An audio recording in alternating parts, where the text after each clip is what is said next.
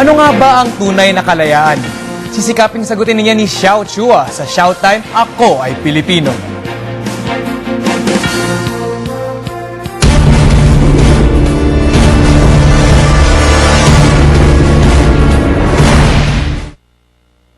Makasaysayang araw po. It's Showtime!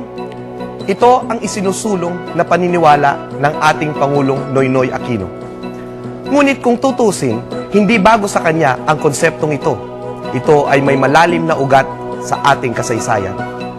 Para sa ating mga lolo at lola bago dumating ang mga Espanyol, ang kaluluwa ng tao ay may alignment sa langit. At kung ito ay mabuting kaluluwa, ang alignment nito ay diretso sa langit, sa makatwid, matuwid. Kaya naman ang ating naging termino para sa nasa tama at nasa hustisya ay katwiran. Nang ilatag ng mga lolo at lola natin ang sambayan ng Pilipino noong panahon ng himagsikan, isinulat ni Emilio Jacinto sa panimula ng kanyang kartilya, ang saligang batas ng katipunan ay ito.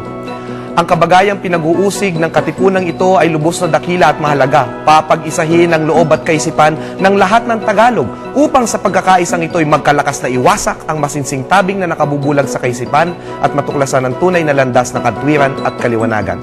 In short, magsama-sama ang mga anak ng bayan upang itatag ang daang maliwanag at daang matuwid. Ang tunay na kalayaan ayon kay Jacinto ay ang paghahari sa bawat puso ng higit na kabutihan ng lahat. Tama nga naman, walang kahulugan ng kayamanan o kalayaan sa papel kung nanggugulangan at nagsaswapangan naman ang bawat isa.